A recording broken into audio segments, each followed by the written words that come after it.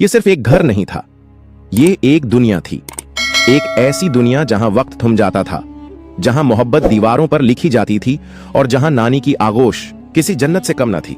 शहर की हंगामा खीज जिंदगी से निकलकर जब हना पहली बार देहात के पुराने कच्चे रास्तों पर पहुंची तो दिल में एक अजीब सी बेचैनी और तजस्सुस दोनों साथ साथ थे। माँ की बातें, बचपन की यादें और नानी के किस्से बार बार दिमाग में गूंज रहे थे।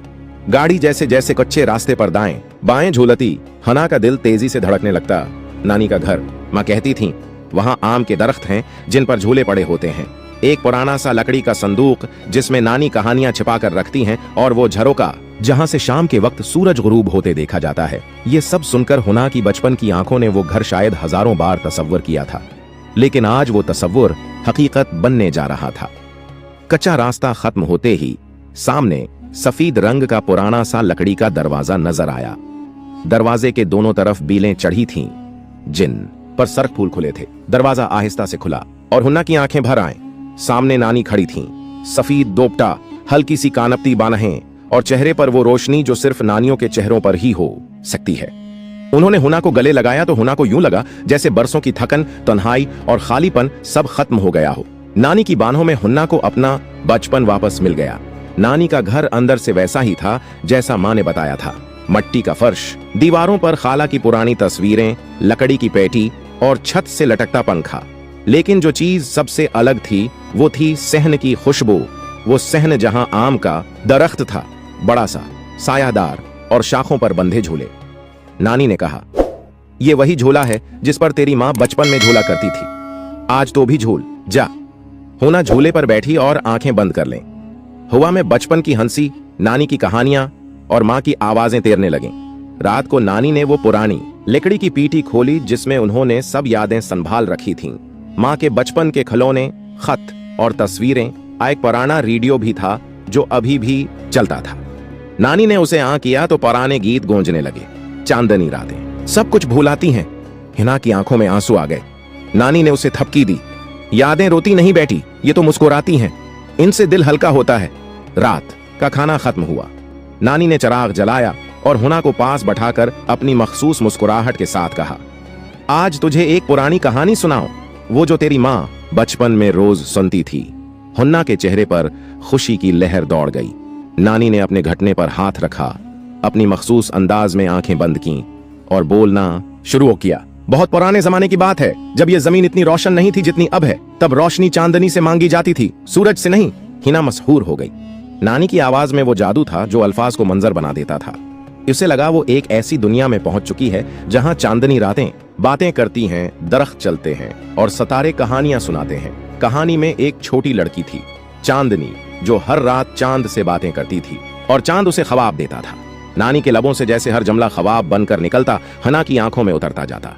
कहानी खत्म हुई तो हना ने आंखें बंद करके आसमान की तरफ देखा और उसे यूं लगा जैसे चांद वाकई मुस्कुरा रहा हो। अगली दोपहर धूप हल्की थी, हवा में खज़ां की खुशबू थी। नानी कपड़े धो रही थीं और हना बूर हो रही थी। नानी ने मुस्कुराकर कहा, जा पुरानी गली में जा जहां तेरी माँ छिपन छिपाई खेलती थी, शायद तुझे भी कुछ मिल जाए। हिना नानी के घर के पछवाड़े से निकलकर एक छोटी खामोश गली में पहुंची। ईंटों से बनी दीवारें, दरवाजों पर पुराने नामों की तख्तियां और जमीन पर गरी सूखी पत्तियां, ये सब एक जादू की तरह महसूस हुआ। अचानक एक दरवाजे के पीछे से हंसी की आवाज आई। वो रखी दरवाजा हल्का सा खुला और एक बलि कूदती हुई बाहर, नकली, लेकिन पीछे दीवार पर कुछ लिखा था। ये हुना की अम्मी का नाम था। वो खुशी से अच्छल पड़ी। उसने दीवार को छुआ जैसे वो बचपन को छू रही हो। ये गली अब सिर्फ ईंटों और दरवाजों की जगह नहीं रही थी, ये यादों की जिंदा किताब बन चुकी थी। रात को बारिश हो रही थी। नानी ने पुराना रिजाई निकाला और हना को अपने करीब करते हुए बोले, क्या तो इस कमरे मैं गई जहां कभी कोई नहीं जाता, जहां वो पुराना आईना रखा है।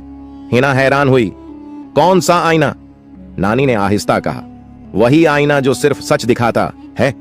अगली सुबह नानी सो रही थी। हना चुपके से उस पुराने कमरे में गई जो हमेशा बंद रहता था। दरवाजा चरचराया और सामने धौल में लिपटा हुआ आईना रखा था। उसने जैसे ही उसमें झांका, खुद को छोटी उम्र में देखा, अपनी माँ के साथ खेलती हुई, हिंसती हुई। वो मंजर जो उसने कभी देखा नहीं, सिर्फ सुना था। ये आईना वक्त के पर्दे हटा सकता था, लेकिन ये सिर्फ इन लोगों को सच दिखाता था जो दिल से देखते थे। हिना की आंखों से आंसू बहने लगे। उसने नानी को आकर गले लगाया और कहा, नानी, आपका घर सिर्फ घर नहीं, एक जादू है। एक ऐसा जादू जो दिल छू लेता है। ये सिर्फ एक घर नहीं था, हिना के दिल में जैसे एक चुपकी हुई ठेस महसूस होने लगी जब एक दिन नानी की तबीयत ज्यादा खराब हुई। सुबह का वक्त था जब नानी के चेहरे पर एक अजीब सी बेचैनी देखने को मिली। वो अपनी रोजाना की कहानी सुनाने की आदत से हटकर कुछ परेशान नजर आ रही थी।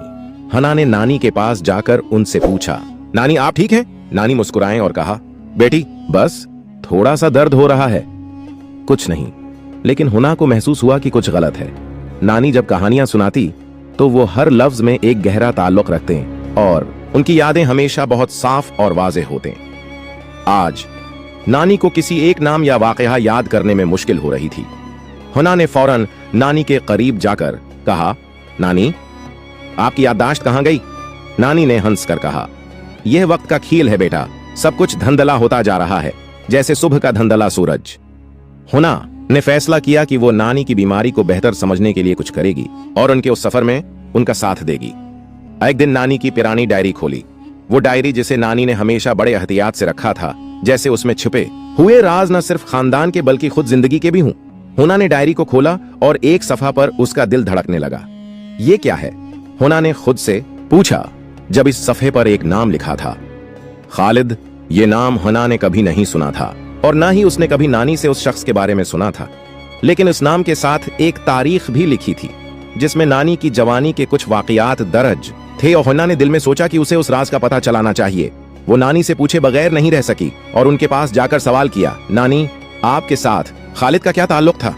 नानी ने गहरी सांस ली और कहा, वो एक शख्स था जिसके बारे में मैंने कभी किसी को नहीं बताया। वो हमारा एक राज था, लेकिन अब शायद वो राज वक्त के साथ खत्म हो चुका है। हुना की आंखों में सवालात थे, लेकिन नानी ने मजीद कुछ नहीं कहा। हुना के दिल में उस राज को जानने की ख्वाहिश और बढ़ गई। हुना ने डायरी को मजीद पढ़ा और इसमें एक और खास बात पर नजर पड़ी। नानी की जवानी में एक दिन ऐसा आया था जब उनका दिल टूटा था और वो हमेशा के लिए एक अहम फैसला कर चुकी थी। वो फैसला जो नानी की जिंदगी का रख बदलने वाला था। हुना ने एक दिन नानी से इस बारे में पूछा, नानी ये क्या लिखा है? क्या आपने कभी किसी से मोहब्बत की थी?